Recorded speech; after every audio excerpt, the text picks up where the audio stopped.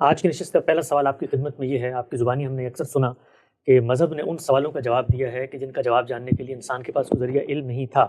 ایک سوال عام طور پہ کیا جاتا ہے، انسانی علم نے اس کا جواب دیا کہ روح کیا چیز ہے، افلاطون سے لے کے فیثاغورس تک، اور پھر جدید فلسفی بھی ہر کوئی اس کو زیر بحث لاتا ہے، لیکن ہم یہ کہتے ہیں کہ بھئی اللہ تعالیٰ کی کتاب جو ہے اس معاملے میں ایک نیا ذریعہ علم ہے اور وہ ایک بات کرتی ہے۔ اب اس امکان کے ساتھ کتاب کی طرف جاتے ہیں تو وہاں پر روح کے بارے میں جو کچھ کہا جاتا ہے وہ تو یہ ہے کہ جی ایک امر لطیف ہے، یہ اللہ کی پھونک ہے۔ ہونا تو یہ چاہیے تھا کہ جب ہم قرآن کو کھولتے جو جواب انسان نہیں دے سکے تو قرآن کو تو ایسا جواب دینا چاہیے تھا کہ فلسفیوں کو، حکماء کو، پورے کے پورے انسانیت کے علم کو دانتوں پسینے آ جاتا، لیکن اتنی سی بات کر دی جاتی ہے کہ جی اللہ کا حکم ہے، ایک امر لطیف ہے، اللہ کی پھونک ہے۔ تو پھر اس کو ہم کیسے کہہ سکتے ہیں کہ اس سوال کا جواب اللہ کی کتاب نے دے دیا ہے جس کو جاننے کا علم انسان کے پاس نہیں تھا؟ یہ سوال پیدا ہی کیوں ہوتا ہے؟ یعنی جو سوالات میرے لیے اہمیت کا حامل ہیں، یہ سوال تو ان سوالوں میں سے نہیں۔ جو حقائق مجھے بتائے گئے ہیں وہ یہ ہیں کہ تمہاری شخصیت کا قالب اس زمین سے تیار ہوا ہے، وہ مادی قالب ہے، اور اس میں اللہ تعالیٰ نے تمہارے نفس یا تمہاری شخصیت کو پھونک دیا ہے۔ اسی کو عام زبان میں روح کہہ لیتے ہیں۔ یہ اللہ نے علم دے دیا۔ میری وہ شخصیت کیا ہے اس کو جاننے کے لیے تجربہ اور مشاہدہ کافی ہے۔ میں جانتا ہوں کہ وہ شخصیت شعور رکھتی ہے۔ وہ نہ صرف یہ کہ اپنے خارجی عالم کا شعور رکھتی ہے، وہ اپنا بھی شعور رکھتی ہے۔ اس شعور کے ساتھ وہ اپنی صفات کا شعور رکھتی ہے، وہ اپنے اعراض کا شعور رکھتی ہے، اور اس لحاظ سے وہ ایک بڑی غیر معمولی شخصیت ہے۔ اللہ تعالیٰ نے اس کو حادثہ اخلاقی عطا فرمایا ہے، اس کو حصے جمالیات عطا فرمائی ہے، اس کو علم اور عقل سے نوازا ہے، بہت سی صلاحیتیں دی ہیں۔ یہ سب میرے تجربے اور مشاہدے کی چیز ہیں۔ ان کے لیے مجھے نہ کسی فلسفی کے پاس جانے کی ضرورت ہے، نہ کسی دوسرے سے کچھ پوچھنے کی ضرورت ہے۔ یہ کہ اس کی حقیقت کیا ہے، مادے کے لحاظ سے مادے کی حقیقت کیا ہے، نفس کے لحاظ سے نفس کی حقیقت کیا ہے، یعنی وہ کیا ماہیت ہے جس کو میں نفس کہتا ہوں، یہ کیوں اہم سوال ہو گیا؟ یعنی اس سوال کا مجھے جواب نہ ملے تو کون سا کم ہے جو اس کے بعد بند ہو جاتا ہے؟ یہ تو ایک تجسس ہے۔ میں ہر چیز کو جاننا چاہتا ہوں۔ ہو سکتا ہے میں یہ کہوں کہ میرے لیے ذرے کا دل چیر دیا جائے، میں تو آفتاب کے اندر اتر کے دیکھنا چاہتا ہوں کہ وہاں پر کس طریقے کی گرمی اور حدت پیدا ہو رہی ہے۔ یہ تجسس کی باتیں ہیں۔ تو ہر متجسس کو کیا اس کے تجسس کا لازمی جواب ملنا چاہیے؟ یہ کہاں لکھا ہوا ہے اور اس کے پیچھے کیا منطق ہے؟ یعنی قرآن مجید ان سوالوں کے جواب دیتا ہے جو سوال اس دنیا کی زندگی میں میرے لیے لازماً واضح ہونے چاہیے۔ یعنی مجھے پتہ چلنا چاہیے کہ میں کیا ہوں، انسان کی حیثیت سے میری شخصیت کیا ہے، میری شخصیت کو کس کس پہلو سے اس دنیا میں جواب دہ ہونا ہے، جو دین کا اصل موضوع ہے، اور وہ کس کس پہلو سے اپنے پروردگار کے حضور میں اٹھا کھڑی کی جائے گی اور وہاں اس سے کچھ پوچھا جائے گا۔ اس میں مجھے بتائیے کہ قرآن مجید نے کسی سوال کو تشنہ جواب رہنے دیا ہے؟ پوری طرح بتا دیا ہے کہ تمہاری شخصیت کسی مادے سے شعور میں منتقل نہیں ہوئی۔ یہ ایک بڑا سوال تھا، اور نہ شعور نے مادی لباس پہن لیا ہے۔ عام طور پر اگر آپ فلسفے کی تاریخ سے واقف ہیں تو یہ دو ہی جواب ہیں جو لوگوں نے دیے ہیں۔ عینیت پسند لوگ ایک جواب دیتے ہیں، مادیت پسند لوگ دوسرا جواب دیتے ہیں۔ قرآن نے فیصلہ کن طریقے سے مجھے بتا دیا کہ نہیں، تمہاری شخصیت دو چیزوں کا مجموعہ ہے۔ تمہارا قالب مادی ہے اور تمہاری شخصیت روحانی ہے، اور یہ آتی کس طرح سے ہے؟ وہ اللہ تعالیٰ کی طرف سے پھونک کی صورت میں صادر ہوتی ہے۔ نفخت فیہ من روحی، ان الفاظ میں اس کو بیان کر دیا۔ جس آیت کا آپ نے حوالہ دیا ہے اس میں تو اس کا ذکر ہی نہیں ہے، یعنی اس نفس کا یا اس پھونکنے کا یا اس روح کا ذکر نہیں ہے، وہاں وحی کا ذکر ہو رہا ہے۔ تم سے لوگ وحی کے بارے میں سوال کرتے ہیں، اس کی حقیقت کیا ہے؟ یعنی یہ کیسے ہو جاتا ہے کہ اللہ تعالیٰ اپنے ایک بندے کو، نہ ہم اس کی آواز سن رہے ہیں، نہ ہمیں پتہ چلتا ہے کہ کب یہ آواز آئی، اور ایک بات کہہ دیتے ہیں، وہ اس تک پہنچ جاتی ہے۔ تو یہ لوگوں نے پوچھا کہ یہ کس طریقے سے ہوتا ہے، تو بتا دیا کہ اللہ کے لیے ان میں سے کون سی چیز مشکل ہے۔ وہاں پر بالکل درست جواب دیا گیا ہے کہ اللہ تعالیٰ کے لیے یہاں کوئی ذرائع اور وسائط کی ضرورت نہیں ہوتی۔ یہ تمہاری دنیا ہے جس میں ذرائع ہیں، وسائط ہیں، تلاش کرو انہیں جا کے، اور دنیا میں جو چیزیں تم کرتے ہو ان کو دیکھو۔ چنانچہ آج ہم نے ہزاروں ایجادات کر لی ہیں جن میں اسی طرح آوازیں آئی ہیں، اسی طرح دور بیٹھے ہوئے لوگ بات کر رہے ہیں، جس کا تصور بھی نہیں کوئی کر سکتا تھا وہ ہو رہا ہے، لیکن وہ مادی علوم ہیں جن کے ذریعے سے ہو رہا ہے۔ کیا اللہ تعالیٰ کو بھی اسی طریقے سے کوئی انٹرنیٹ ایجاد کرنا پڑتا ہے؟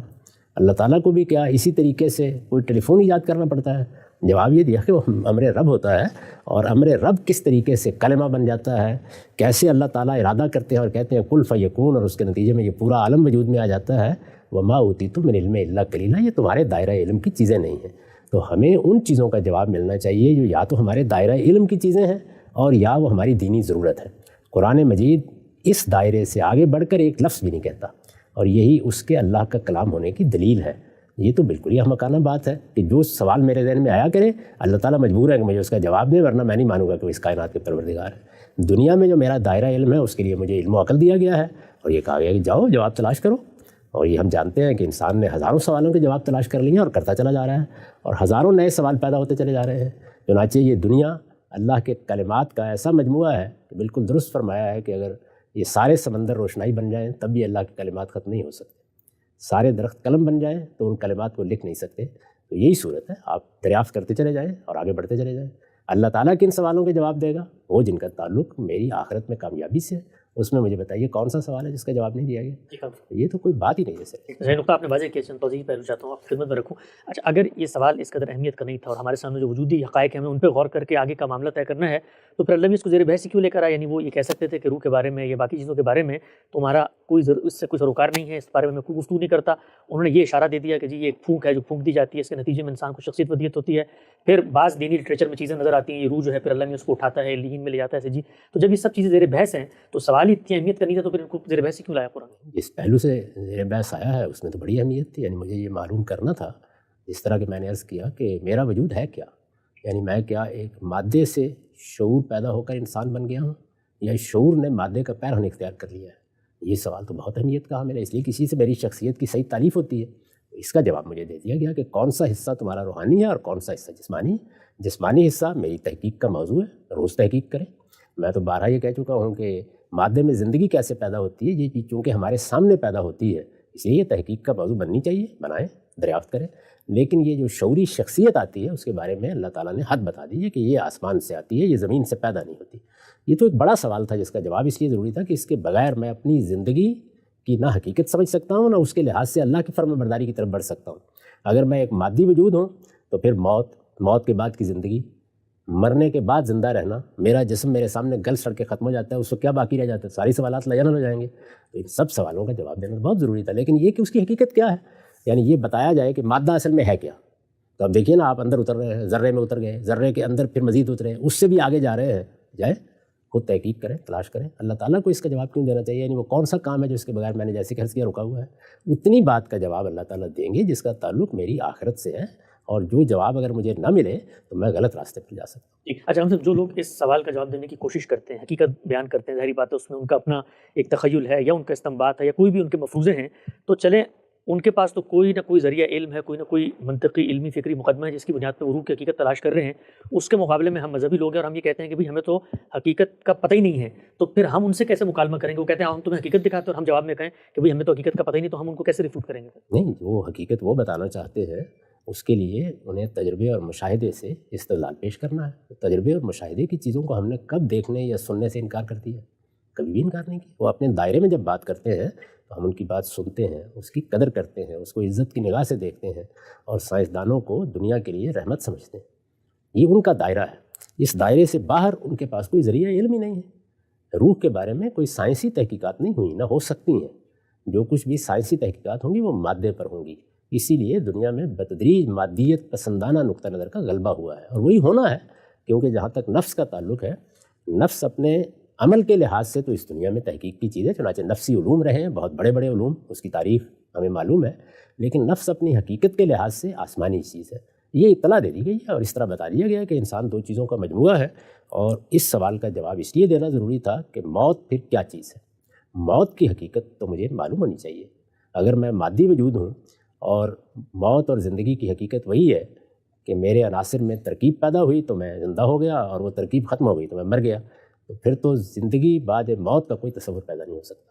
تو چونکہ مذہب کا بڑا بنیادی مقدمہ ہے زندگی بعد موت، اس کے لیے یہ بتایا گیا ہے کہ تمہاری اصل شخصیت پر موت واقعی نہیں ہوتی، وہ تمہاری شخصیت آسمانی ہے، اس کو اللہ کے فرشتے لے جاتے ہیں۔